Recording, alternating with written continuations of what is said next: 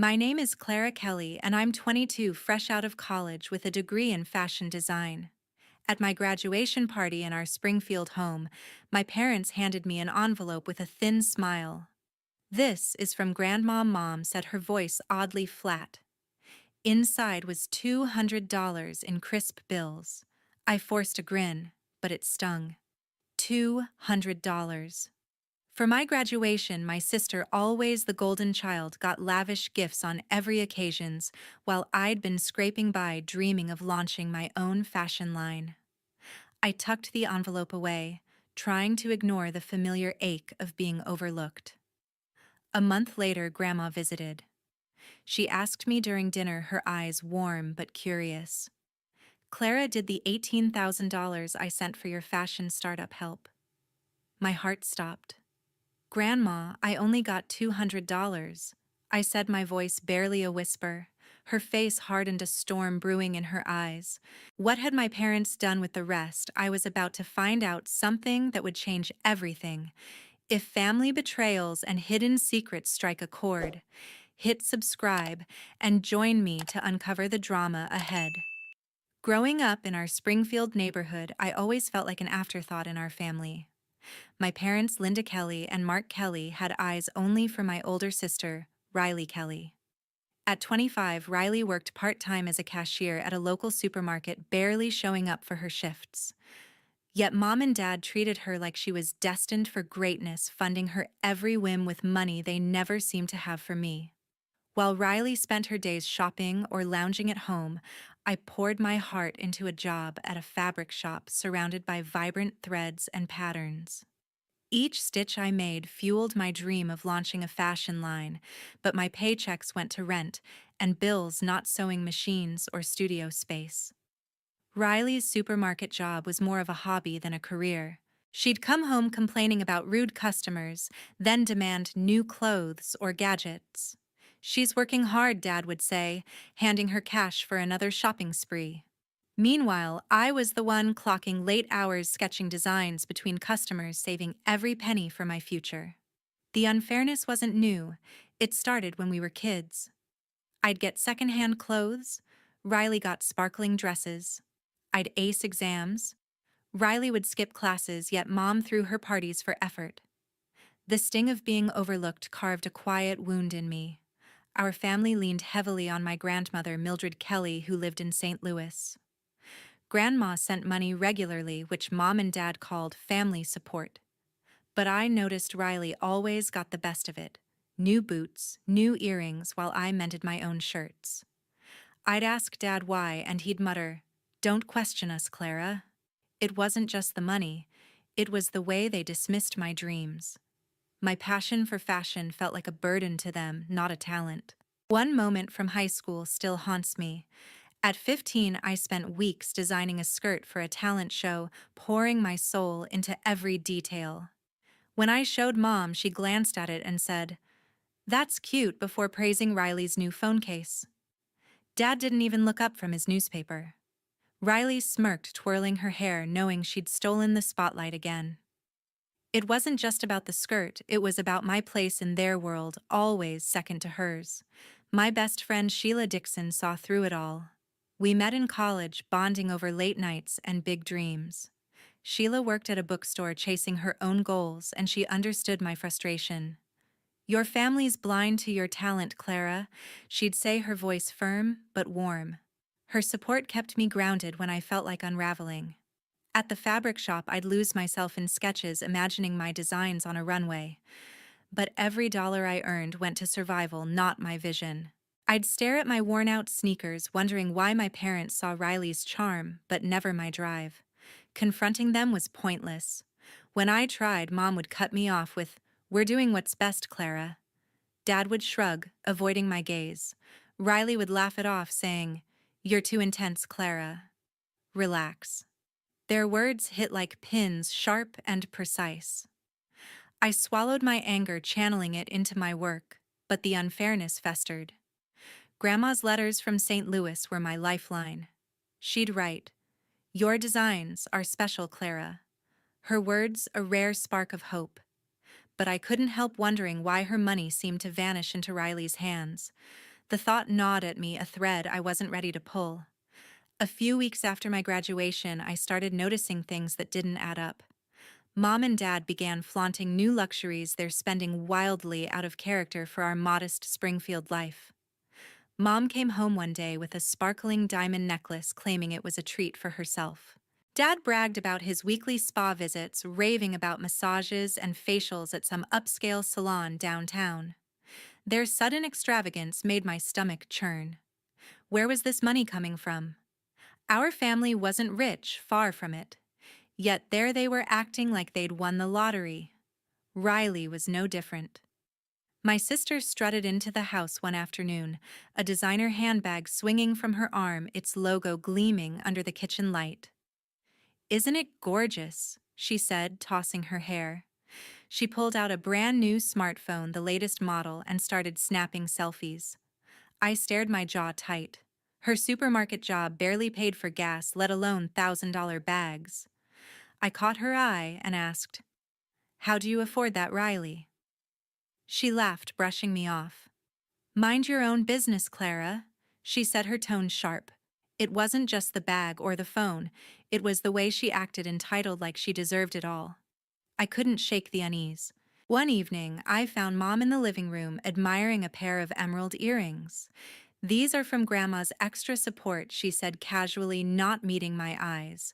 Extra support. Grandma sent money to keep our family afloat, not to fund Mom's jewelry obsession. I pressed her, my voice steady but firm. "What extra support, Mom?" She froze, then snapped, "Don't interrogate me, Clara. It's family money." Her deflection only deepened my suspicion. Dad walked in sporting a new watch and changed the subject, asking about dinner plans. Their secrecy was suffocating. The pieces didn't fit. I remembered Grandma's letters always mentioning her support for the family, but if she was sending money, why was I still scraping by at the fabric shop, saving pennies for my fashion dreams? Riley's new toys and Mom's spa trips didn't match our usual budget. I wanted to confront them, but doubt held me back. What if I was wrong? What if this was just how families worked and I was being paranoid? The thought made me hesitate, but the questions kept piling up. One day, I vented to Sheila over coffee. "Something's off," I said, my hands gripping my mug. "Mom says it's Grandma's money, but it doesn't feel right." Sheila leaned forward, her eyes narrowing. "You need to ask more questions, Clara," she said. "Your family's hiding something." Her words hit hard, echoing my own fears. I nodded, but inside I wasn't ready to face the truth. Confronting Mom and Dad meant risking a fight, and Riley's smug attitude didn't help. Still, the doubt gnawed at me sharper each day. The final straw came one weekend. I overheard Mom on the phone laughing about a bonus from Grandma. "It's more than enough," she said, her voice light. My heart sank. More than enough for what? For Riley's handbags. For Dad's spa days, I stood frozen in the hallway, my mind racing. I wanted to barge in, demand answers, but my throat tightened. Instead, I slipped away, my suspicions growing heavier. Something was wrong, and I couldn't ignore it anymore. The truth was out there, waiting to unravel everything. One afternoon, my phone buzzed with a text.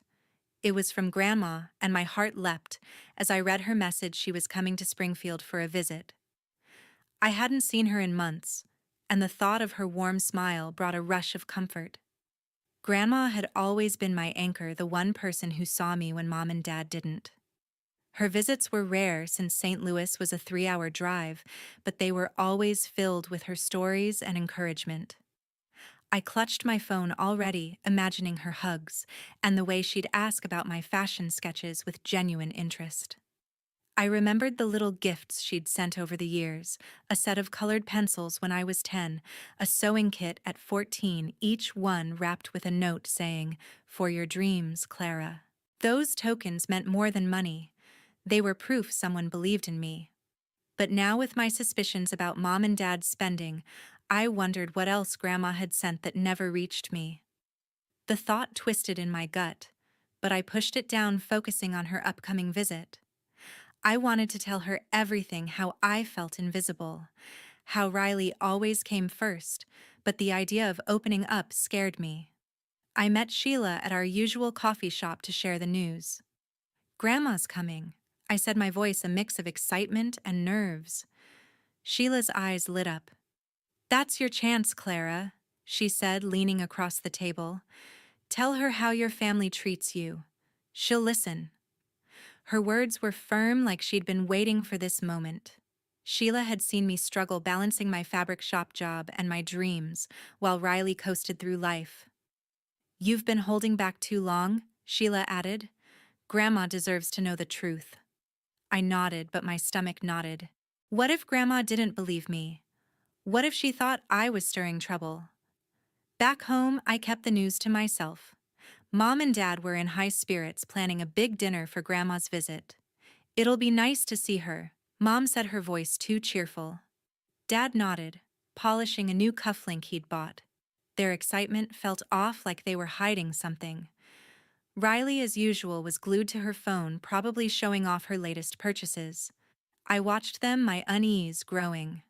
Would they act like the perfect family when Grandma arrived? The thought of their fake smiles made me clench my fists. I lay awake that night replaying Sheila's advice. Telling Grandma about my feelings meant risking a blow-up. Mom would snap, Dad would dodge, and Riley would roll her eyes, calling me dramatic. I could hear her now. "Why do you always make a big deal, Clara?" But keeping quiet felt worse, like betraying myself. Grandma's visit was my chance to be heard, but it also meant facing the tension I'd avoided for years. I stared at the ceiling, my mind racing with what-ifs. Would Grandma understand? Would she see the truth behind Mom and Dad's excuses? I didn't know, but the weight of my silence was heavier than ever. The day of Grandma's visit arrived. Our Springfield home buzzed with chatter as Mom set the table for a family dinner to welcome Grandma. The air felt light at first, filled with the clink of glasses and Riley's laughter as she showed Dad a new app on her phone. Mom hummed, arranging a platter of roasted chicken, her face glowing with a forced cheer. I helped in silence, my nerves on edge, but the warmth of seeing Grandma soon kept me steady. She walked through the door, her silver hair neat, her smile as kind as ever. I hugged her tightly, feeling a flicker of safety in her arms. We sat down to eat, the conversation flowing easily.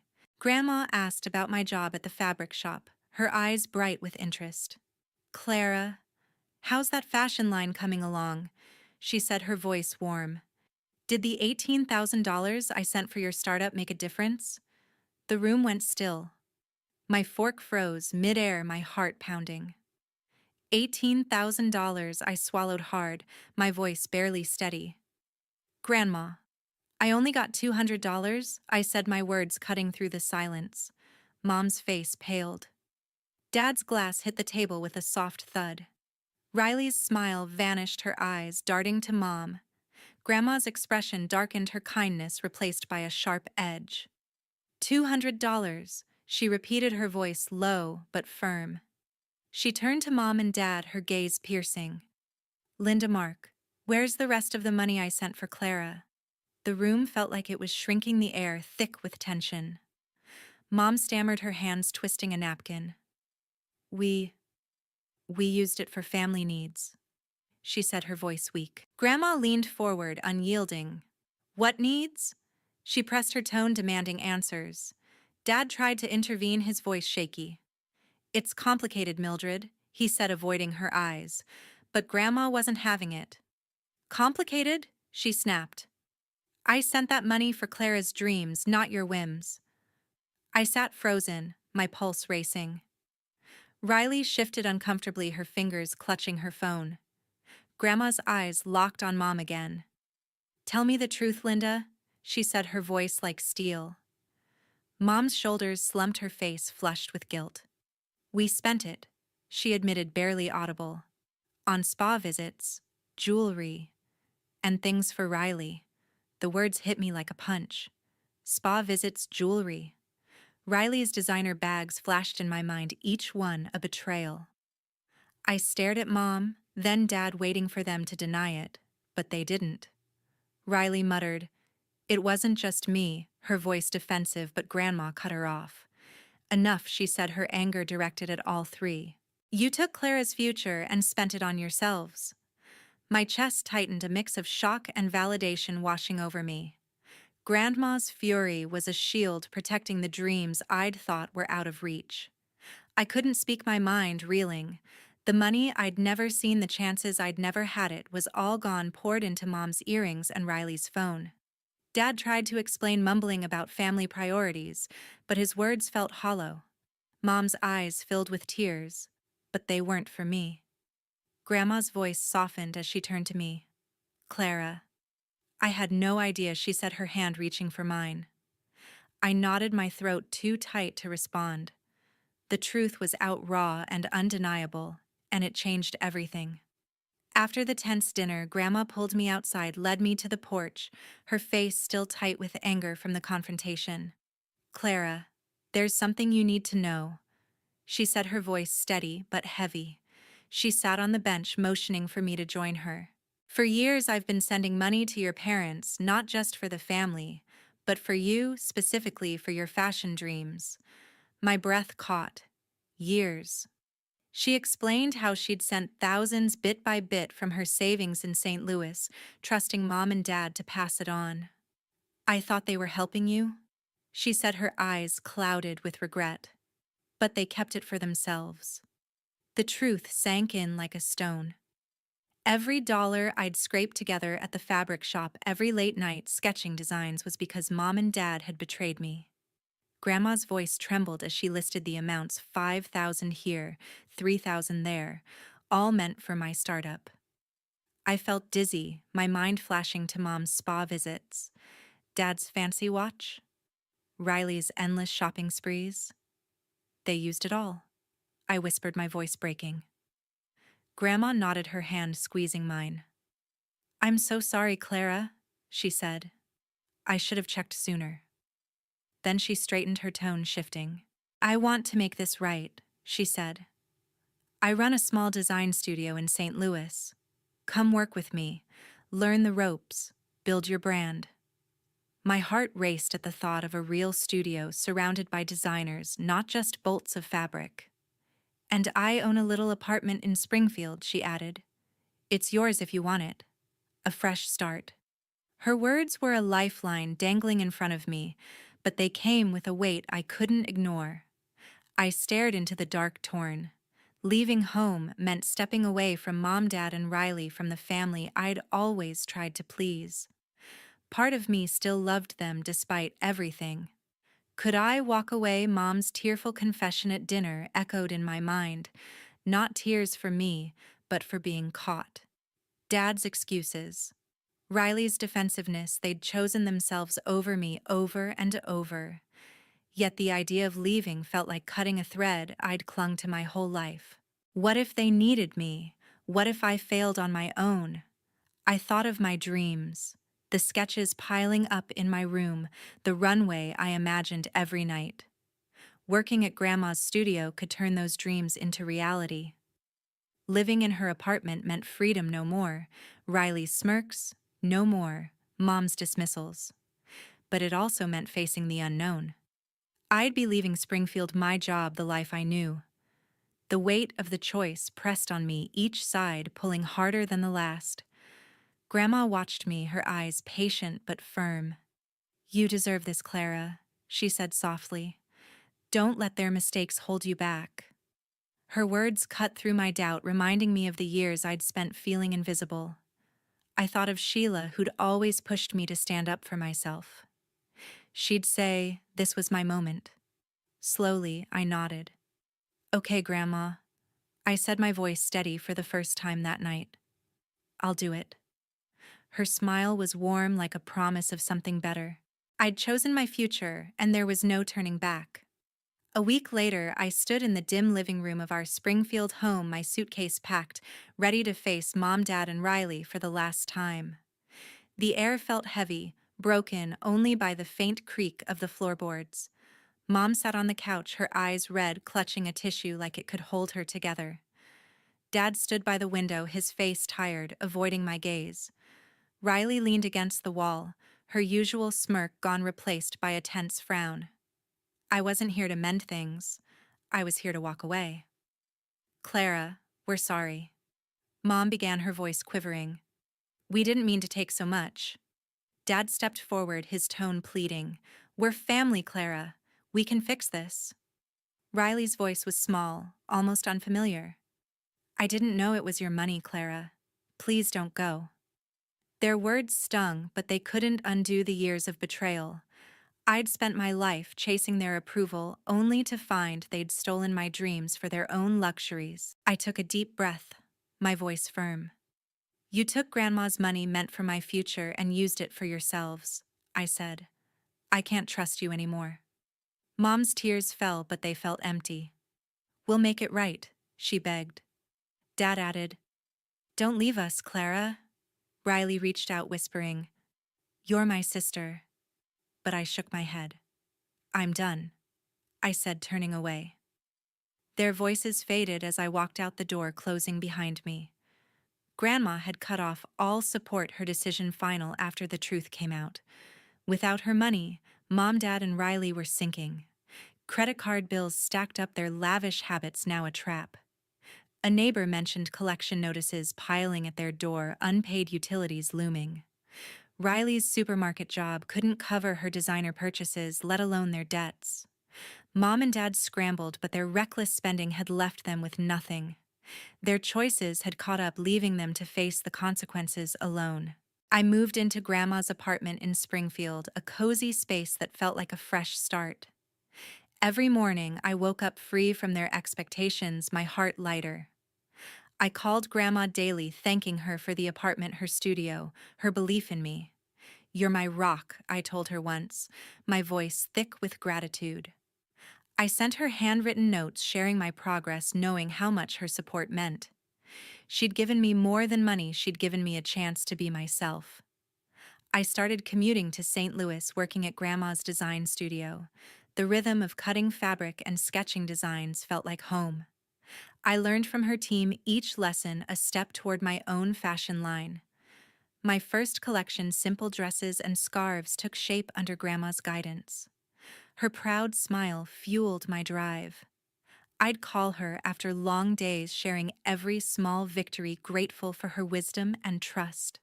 Sheila became my lifeline from afar. We talked late into the night, her texts and calls full of ideas for my startup. You're killing it, Clara, she'd say, her voice bright through the phone. Her bookstore job kept her busy, but she'd send marketing tips or cheer me on when doubt crept in. Our phone chats were my anchor, pushing me to keep going without needing her by my side. Starting my fashion line was slow, but every order felt like a triumph. I built a small online shop, watching my designs reach customers. I wasn't rich, but I was free to create, to fail, to grow. I realized I'd spent years feeling small, shaped by Mom's dismissals, Dad's indifference, Riley's selfishness. But now, standing on my own, I saw my worth. I wasn't just their daughter or sister. I was a designer, a dreamer, someone who could carve her own path. My gratitude for Grandma grew with every step. I'd call her to share my latest sketch or ask for advice, cherishing her encouragement. Her faith in me taught me to value myself, to trust my own strength. The pain of my family's betrayal still lingered, but it no longer held me back.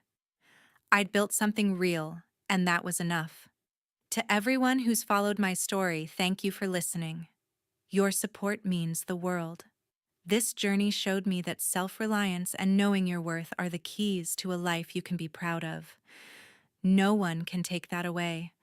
Not family, not betrayal. I'd love to hear your thoughts. What would you do in my shoes? Share your stories below, and let's keep this conversation alive.